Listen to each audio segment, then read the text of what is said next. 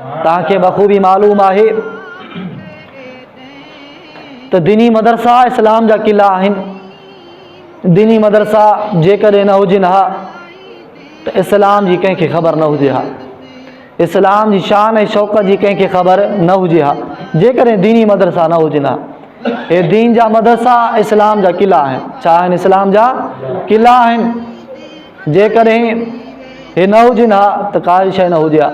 त इन जे लाइ तव्हां पंहिंजो सदक़ो फ़ितर दीनी मदरसनि में अदा कयो, दीनी मदरसनि खे ॾियो, ताकी उन में बहितर अंदाज़ में तोलबा खे तालीम ॾिनी वञे, बहितर अंदाज़ में तोलबा खे सहूलियात फ़राहम कयूं वञनि, बहितर अंदाज़ में तोलबा खे सही नमूने में क़ुरान मजीद जी तालीम ॾिनी वञे, सुठे नमूने में तोलबा जी ख़िदमत कई वञे। इहे सभ खां सदक़े जा जेके हक़दार आहिनि उहे दीनी मदरसनि जा तालिब इल्म आहिनि।